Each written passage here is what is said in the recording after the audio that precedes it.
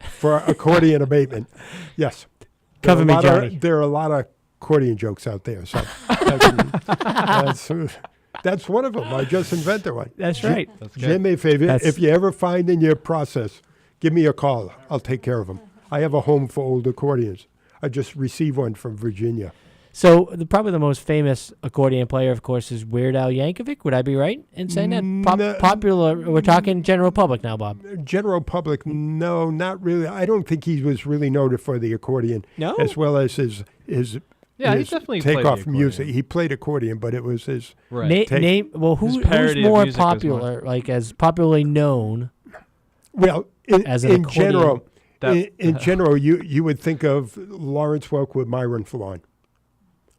Yes, I would. Yeah. Now, I would definitely. I guess for the older set, I'm going to guess like if I had, like my aunts and uncles and stuff, they'd probably. Yeah. And I do remember that. Lawrence Welk would have a lot of polka. Various polka dancers. Yeah. Yeah. But that's the old school polka. That's the old school polka. They're not rocking it like today. They're not. There's a world accordion championship. And the winner was like this. Yeah, the techno, right? Yeah, I heard it on sports radio. He called up and he was it's like wicked fast. And loud. Mm-hmm. Yeah, I could just see like turn it, music down. Yeah. Well, that's what's so nice about the polka party is all those genres, all those different genres. Is Zydeco that includes an accordion? Yes, and that's like a French Louisiana. Yes. But the original sound of the Cajun music was the fiddle and a guitar. And as they settled into the southwest region of our country, the Germans migrated to Texas, in the New Braunfels area, and brought the accordions with them. And therefore, you can see the accordion in the Tex-Mex music, and you can hear the accordion in the Cajun music, and that's basically because of the German population that settled in that area. So the accordion is German, blended. More German-based? Well, they brought the accordion. They brought, that's why you have that influence in those. Now, what's the difference between an accordion and a squeeze box? Is there a squeeze box, right? I didn't know that's there just was more one. of like a simple. It's got a name. That's just like a violin and a fiddle. Same thing, the way you play it, right? Yeah. Wait, a viola. Is it a viola? What am I thinking of? It's like not quite an accordion, but it's stretchy. Concertina. That's concertina. And there are various styles of concertinas, too. You're listening to the concertina on the Sounds of Scotia. You'd probably hear an accordion. On the polka program, you would definitely hear a concertina, which is a Chemnitzer concertina of 105 buttons. That are made. And where else but WCUW you're going to hear the same afternoon Sounds of Scotia followed by polka. And where else are you? What show other than the Working Lunch are you going to delve into this? Talk about polkas. This topic. This is. How do we tie that back to job and training? And there are several individuals that make their living. Well, there you polkas. go. I mean, just there are professional, polkas. Polka players like accordion players. Jimmy Sturr, the 18-time Grammy Award winner, has performed all over the world, on stage in Nashville. By the 18th time you get the Grammy, though, I'm thinking it's lost a little bit of the magic, right? It's like, okay, and the winner is Jimmy Sturr. Another one. Thanks, Jimmy. Yes. Right? Could be. But he loved him. He says his first and 18th are just, it was a good experience. Oh, okay, because, by then it's a little bit older, and it's like the last hurrah kind of feel. But, like, number 13, 14, 15, You're getting kind of. Yeah. You kind of lose. Number 18. He's got him around the house. He's got like one, holding down some papers over in a corner. Yeah. Right? Holding the door open. In his office in Florida, New York. And an Irish guy by the name of Jimmy Sturr received all these. And who knew? You wonder why, but. See, so this is the type of information. Florida, New York. What is Florida, New York known for is onions. It's a large capital, large farms of onions in the dirt. So upstate New York, No, Hudson River, maybe west of West Point. So almost near the Ohio? No, not that far. Am I in the right part of the country? Onion Valley. The Onion Valley. The onion. And it's Florida, New York. Here in Florida, this is New York, this is onion country. Seward's Folly. You I thought remember that that was for Alaska. history? Yes. Yeah, but Seward was from that part of was New York. Florida, New York. Huh. What type of onion? Are we talking Vidalia? Or are we talking? Yeah, that kind of onion. It's like a delicious sweet onion. You can eat them like apples. Yes. And the soil is actually, as you look over the farm, the soil actually looks black. That's how rich the soil is in the valleys there. And it was all, you drive down the road and it go, like a Zukowski farm for onions, and it was all Polish people. So Jimmy says he grew up listening to polka music and fell in love with it. There you go. Irish kid from Florida, New York. Follow your dream, right? Yep. There you go. Yes. Well, Sean, I think it's time in the show that we're gonna we start thinking about what's going on in the mailbag, right? Now, that's right. I see you looking to queue up the music. I'm looking to queue up the music. It's going to take me a minute, though. So do we have? We actually have a mail that's come in, right? Yep, we have somebody, Melissa from Shrewsbury, but I'll let you queue up the music before we dive into it. But just to introduce the segment, we every month we highlight a letter from some of our fans who can email in or call in with a question. And then we'll pull one each month and answer it. And again, the email address, and Bob, correct me if I'm wrong on this, it's theworkinglunch@wcw.org.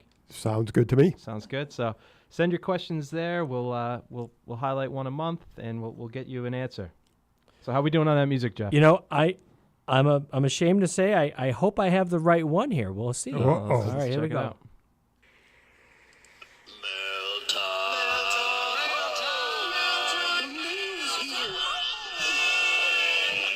That was very good. That was good.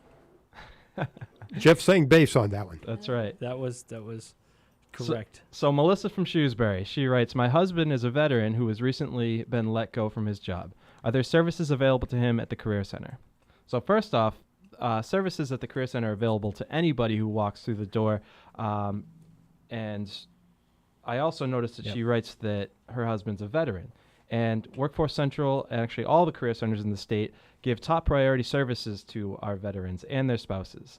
So we can offer job leads, career planning, career training, resume services, use of our computers, internet access, and we also sponsor veterans job fairs, specifically for veterans. I also want to mention that at our 3 Workforce Central career centers, we have Veterans Services representatives. So in Worcester, that's Bill Ryan, and he can be reached at 508-799-1600, or by email at wryan, which is RYAN, at DETMA, DETMA.org.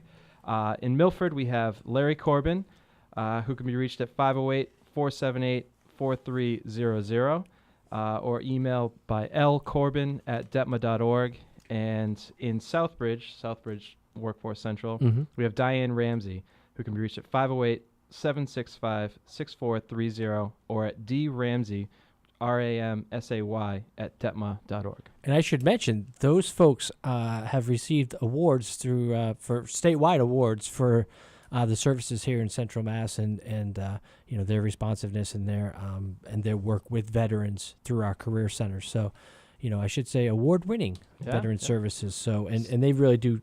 You can tell they really care about the vets that they're serving. It's great to see that they do get great service. I mean, obviously these are folks that have put their lives on the line for our nation, and our heroes at home, right? Yeah, have taken the time to taken time away from family and loved ones to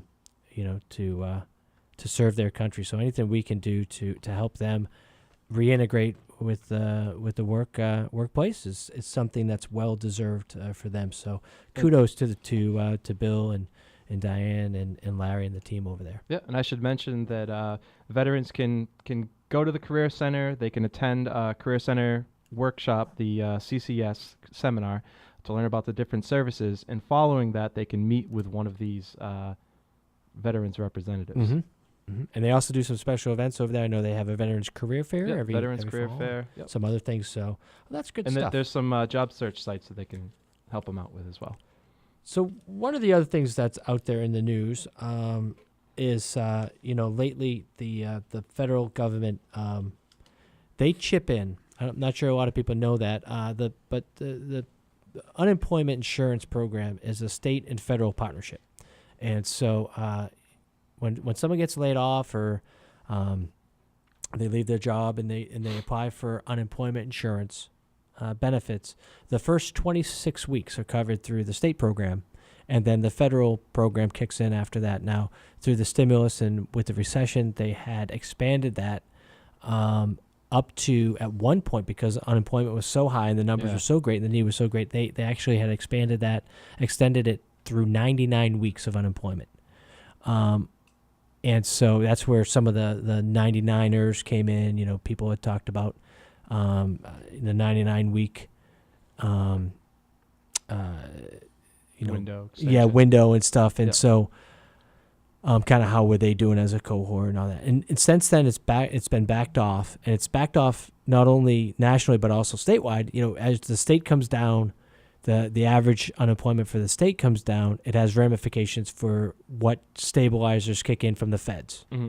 And so right now, Massachusetts is actually doing fairly good comparatively to other states, at least with the official count of unemployment. And so we're down as a state to 30 weeks, I believe.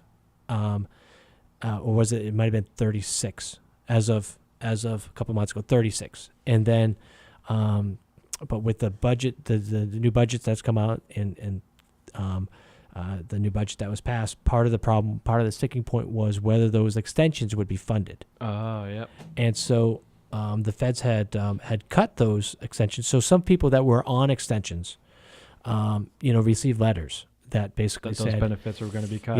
You're on extended benefits, and unfortunately there have been cuts federally to that program, and so you're no longer able to receive. So, But did that letter also ask them to reconnect with their career definitely. centers? And part of the extension program was to have them come into the career center and get reacquainted with the services if they haven't already. They should be. Because in some cases they may not have been to the career center for at whatever all. reason they may have missed the orientation that they probably should have been to at one point or another. We do our best to get the word out to job seekers about the services that are offered at the career centers, and so but right now there are a number of people in our community that are find themselves in that situation where there's over 5,000 in Worcester alone. Yeah, 5,200 somewhere around. Yeah, there. let me rephrase that. Actually, within our region, In Central Mass, yeah. Within Central Mass, there's over 5,000, and statewide, there's actually over 58,000. Yeah, So huge numbers. And for those folks, obviously, while you're looking for a job, those funds are a lifeline to you. It's going to keep food on your table, right? Yeah, pay the mortgage, pay the bills, and the job search process, as we know, can be a lengthy process. Yep. I mean, especially within there, we've talked about volunteering to kind of fill that job gap, and then also if you've been unemployed for a while, there's a point where it actually works against you. Right, and a study, matter of fact, researchers from Northeastern had issued a report where they did a study. They did a control group, and they sent out basically 2 mock or dummy resumes or applications for jobs. And even if you didn't have experience in a job Mm-hmm. in a given field, you are more likely to get a call back than someone with experience being out of work over 6 months. Right. So there's that bias, if you will, against the long-term unemployed. Everyone's case is a little bit different, right? I think it's hard to paint with too broad a brush. I mean, certainly there are some people that may be waiting for the perfect opportunity to come along and maybe declined some jobs that they could have gotten that would have been good fits. One of the arguments against UI extensions has traditionally been like, well, if you're allowing someone to get an income, then what's the incentive to go back to work? And there've been some studies around that though, and most of the recent studies, including one by I believe the Federal Reserve, can indicate that that's real limited. People, the benefits are so limited in scope. It's usually less than half what you were making before, and so to stay on and not actively kind of get out there and pursue something else is pretty limited. Instances of that. I'm not saying it, doesn't happen on occasion. I think also it's an interesting discussion about whether someone should take a job that's low, way like a lower wage. that they're way overqualified for. Right. You know what I mean? Because does that bump down someone else that would have been a better fit for that? It's kind of a waste of talent in some ways. Mm-hmm. On the other hand, and pulls that away from a traditional first-time job Yeah. for a youth, or even just someone with lower skills, maybe lower education level, that could really use that job. So I think it becomes a moot point in a lot of instances, because if you've got, say, maybe you're a 7-Eleven manager, right? And you got two applicants in front of you. One is someone who maybe didn't go to college, who's looking for as many hours they can get, local resident. You say, okay, well, pretty good candidate. Maybe they've got some retail background. Mm-hmm. Then you've got someone else who college degree. They're looking for a full-time job within their field. Who would you hire? In some ways, piece, yeah. And so stepping stone for them. a lot of long-term unemployed report that they get kind of shut out of that market anyways, just because you hear, oh, you're overqualified. Even within like starting in their field, but at a lower position, they often hear, well, you're a little bit older, you've got some experience, and we can't afford you, or we know you're going to jump, again, we know you're going to jump back into something that's, more your kind of level. So while I think there's a natural hesitancy for folks to jump at those job opportunities while they're collecting unemployment, there's also a hesitancy to get hired. So in some ways, it becomes, like I said, a moot point, because they're not being offered those jobs anyways. There's no real decision to make. Mm-hmm. So I don't know, Bob. We've talked off and on about some of these issues. I mean, what's your how do you feel about some of the? Well, I know that in various states, some of the maximums for weekly unemployment insurance is like $250. Yeah. So I don't know how anybody is going to sit back for the 26, 24, 22 weeks and say, well, I'm going to collect because the jobs aren't there. Yeah. But there are some people that abuse, like everything else. You'll find one or two. You'll find folks throughout the country that'll abuse it. I find this here's an interesting point. I find it interesting, right, that you will hear a lot of negative comments about, oh, they should just go back and get a job, just take any job. You should like this. They stigmatize people that are unemployed because of the bad apples, right? Like, oh, I know a guy that didn't go back to work. So they take that and they say, oh, everyone's kind of lazy, right? And they have no problem. They have no problem kind of painting with a broad brush everyone based on one or two kind of rogue bad apples, right? Which we know are out there. But people are also speaking from their experiences. Like there's a friend down in New Jersey that can't find folks to work for him in the company. Right. And he's had people come in and say, no, I'm making more money collecting, so I really don't want the job, or I'm here for an interview. Yeah, no, that's that's what I'm saying. He's painting the brush that, they're out there and they don't want to work. Yeah.